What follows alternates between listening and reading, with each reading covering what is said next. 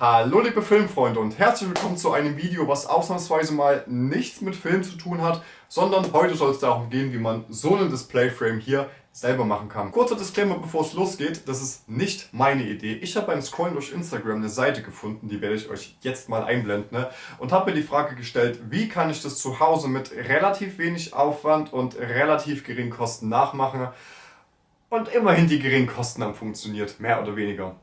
Aber nichtsdestotrotz legen wir los mit dem Tutorial. Als erstes werde ich euch die ganzen Sachen vorstellen, die wir dazu brauchen. Werde euch bei dem einen oder anderen auch ein paar Tipps geben, besonders bei dieser Werbung hier, wo man die vielleicht am besten findet, ohne viel zu viel suchen zu müssen.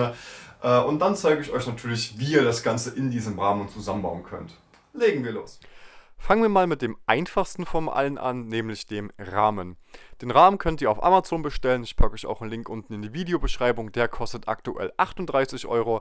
Und wenn ihr wisst, dass ihr mehrere Rahmen anfertigen wollt, beziehungsweise vielleicht noch ein Kumpel einen haben möchte, könnt ihr gleich einen Doppelpack bestellen, weil der kostet nur 60 Euro, also 30 Euro pro Rahmen. Der Hintergrund für den Rahmen ist, ich sag mal, relativ individuell. Ihr sucht euch einfach irgendwas online raus, achtet aber auf jeden Fall drauf, dass die Auflösung auch gut genug ist, um das dann anschließend drucken zu können. Und ich habe das bei mir in der lokalen Druckerei im Ort machen lassen. Die Kosten dafür waren ungefähr 6 Euro. Das kann je nachdem, wo ihr das Ding machen lasst, auch variieren. Ich habe die Druckdatei von vornherein auf die Skalierungen angepasst. Die Maße zeige ich euch jetzt mal on screen. Ich habe das Ganze in GIMP, habe ich eine neue Ebene erstellt, ein neues Projekt mit den Sachen, die ich euch gerade anzeige. Habe dann dort das Bild reingeladen, habe das so angepasst, wie ich es haben will von der Zuschneidung her. Und das habe ich dann als PDF exportiert an die Druckerei geschickt. Weiter geht's mit den Klebematerialien, die sollte man eigentlich überall finden können. Ich glaube, ich habe die jetzt im Pfennigpfeifer gekauft. Wir haben einmal diesen Sprühkleber, wie wir den benutzen, erkläre ich euch dann später noch. Dann haben wir Tesa Power Strips, wir haben doppelseitiges Klebeband, davon habe ich jetzt keine B-Roll-Footage. Und wir haben solche Uhu-Klebedinger, die man in der Hand klebt. Ihr wisst, was ich meine. Ihr werdet die Dinger bestimmt kennen. Ich blende es euch ein. Das Videospiel ist auch noch relativ straightforward. Ihr sucht euch einfach heraus, welches Spiel ihr haben wollt.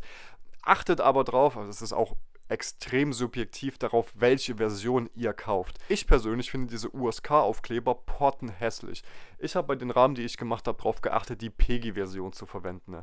Ich schätze, die BBFC-Version ist auch noch akzeptabel oder die japanischen bzw. die amerikanischen Versionen, weil da finde ich, ist dieses Age-Rating auch relativ dezent aufgebracht. Im Fall von Grand Theft Auto wie hier haben wir Gott sei Dank noch eins dieser alten Age-Ratings. Finde ich auch gut, passt relativ gut ins Artwork rein. Ihr könnt natürlich auch Slipcases oder Steelbooks nehmen, da ist meistens kein Age-Rating drauf, je nachdem, was ihr machen wollt. Auch bei den Hüllen gibt es eine Menge Auswahl, die ihr euch aussuchen könnt. Ich habe die SCF3, glaube ich, von Steelbook Central benutzt. Ich packe euch für alles, was ich irgendwie finde, packe ich euch Links in die Videobeschreibung rein.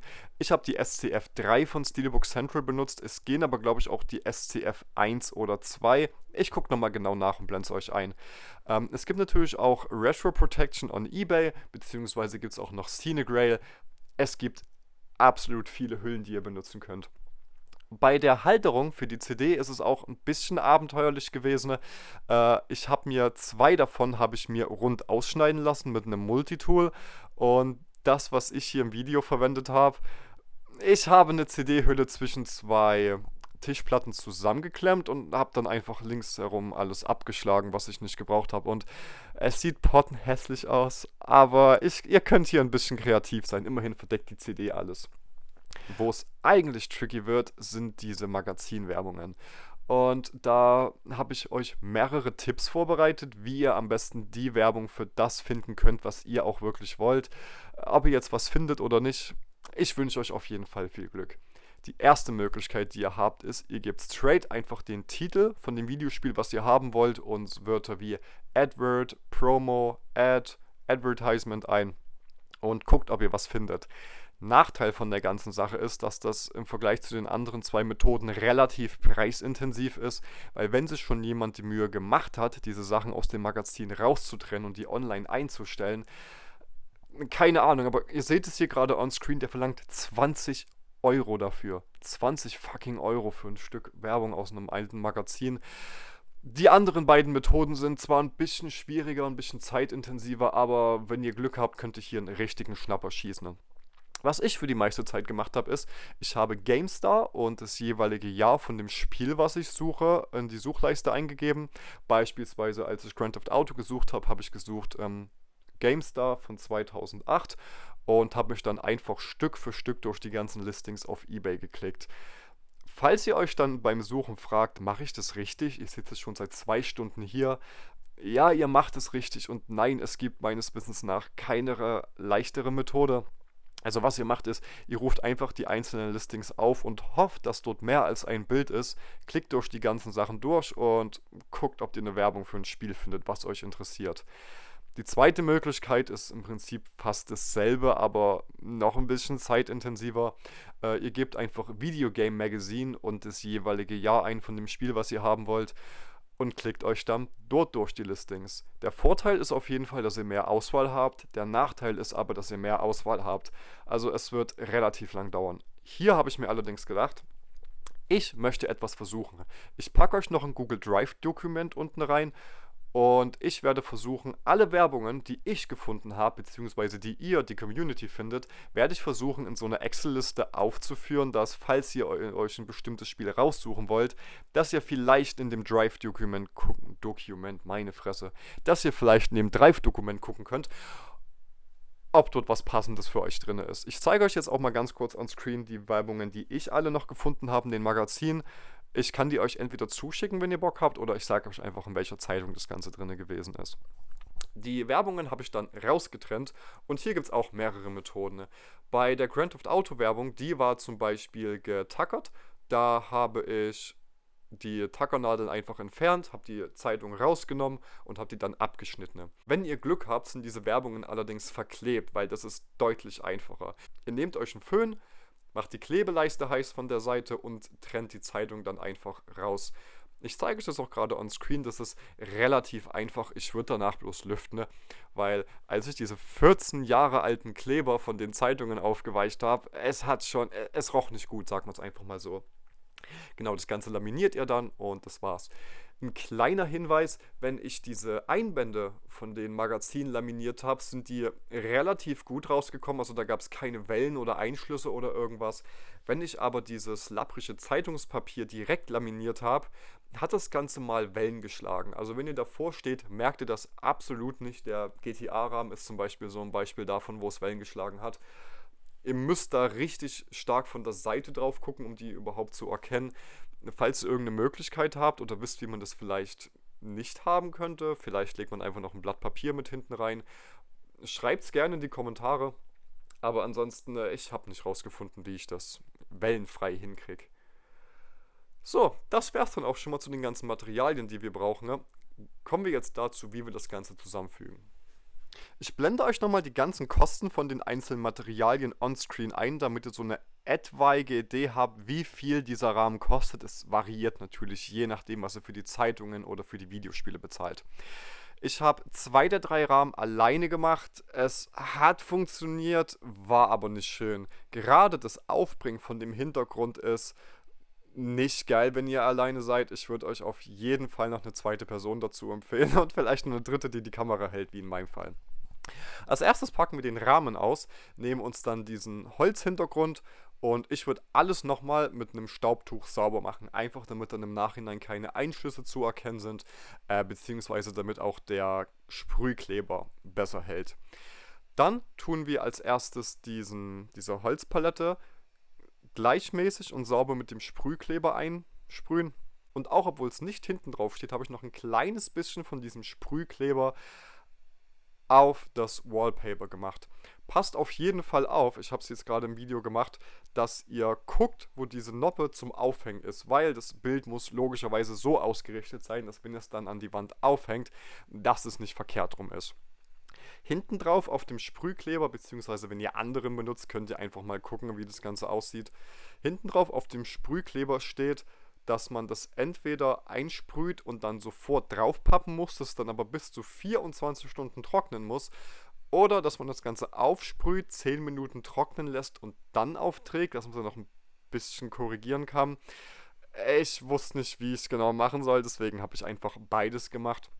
Also ich habe das direkt draufgepappt und habe dann, das ist vielleicht ein bisschen Overkill, habe ich einen leeren Pappkarton drauf gestapelt und habe einen Haufen Wasserflaschen reingetan, weil es steht hinten drauf, dass es nicht auf die Dauer drauf ankommt, aber dann auch irgendwie doch mit den 24 Stunden, und außerdem steht dort drauf, dass man es fest andrücken muss.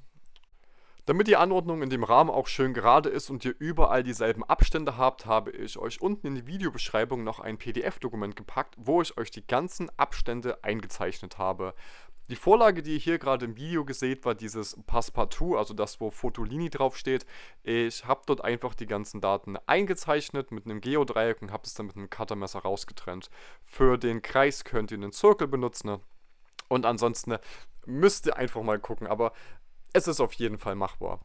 Dann bringen wir als erstes das Magazine Advert auf. Ich habe diese Posterkleber von Uhu genommen, habe die befestigt, und das ist mit Abstand noch das leichteste, weil diese Klebedinger lassen sich relativ einfach wieder ablösen. Deswegen, falls ihr sehen solltet, dass ihr irgendwas schief angeklebt habt, könnt ihr das easy nochmal abmachen und nochmal neu positionieren. Als nächstes packen wir das Videospiel in das Case rein. Achtet vielleicht drauf, dass ihr die CD rausnehmt, weil gerade hier im Fall von BioShock habe ich es vergessen und musste es nochmal rausnehmen. Dort bringen wir dann diese Klebestrips an. Achtet aber darauf, wenn ihr ein ganz normales PS3-Case habt, dass ihr die Klebedinger so anbringt, dass dieses transparente Blu-ray-Ding oben, dass die dort nicht zu sehen sind. Also macht es auf jeden Fall unterhalb dieses freien Bereiches von dem Game Case. Hier würde ich besonders aufpassen, weil ich wollte das im Nachhinein noch um 2 mm korrigieren. Ein bisschen pingelig, ich weiß. Aber keine Chance. Diese Poster-Strips, wenn die einmal dran sind, ihr kriegt die nicht wieder ab.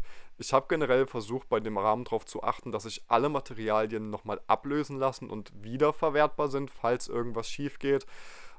Naja, ich sag's mal so, den Hintergrund werdet ihr in jedem Fall in den Sand setzen, falls irgendwas schief gehen sollte. Zu guter Letzt bringen wir noch die CD auf. Ich habe hier einfach geknausert und doppelseitiges Klebeband verwendet, weil es ist deutlich billiger als diese Posterstrips von Tesa. Die sind nämlich relativ preisintensiv. Glücklicherweise müsst ihr bei der CD nicht ganz so hart aufpassen, wie ihr die positioniert. Ich habe auch das Gefühl, dass es durch diese runde Form einfacher gewesen ist. Ihr müsst einfach bloß gucken, dass es mit den Abständen richtig passt, weil im Nachhinein könnt ihr die CD immer noch nach Belieben drehen. Und deswegen ist dieser Schritt nicht ganz so kritisch. Hier seht ihr nochmal, wie ich mit einem Zollstock gemessen habe, dass auch alles die richtigen Abstände hat, und zu guter Letzt, wie ich das Ganze in den Rahmen reindrücke. Falls euer Bild ein bisschen zu groß ist, kann das ein bisschen schwierig sein. Also achtet auf jeden Fall darauf, dass die Druckerei das genau schneidet. Und dann haben wir hier den fertigen Rahmen. Ich zeige euch einfach mal den BioShock und den Grand Theft Auto Rahmen. Ich finde, es sieht wahnsinnig geil aus. Ich habe auch noch einen Far Cry 3 Rahmen für meinen Kumpel Marius gemacht. Shoutout an dich. Da habe ich aber keine Videos davon gemacht, da blende ich euch einfach nur nochmal ein Bild ein. Zu guter Letzt ist noch zu sagen, dass der erste Rahmen immer der teurere sein wird, einfach weil ihr die ganzen Klebematerialien noch besorgen müsst. Für den Grand Theft Auto Rahmen habe ich beispielsweise nur so um die 60 Euro bezahlt, weil das Advert deutlich günstiger gewesen ist und ich bloß 10 Euro für das Spiel bezahlt habe.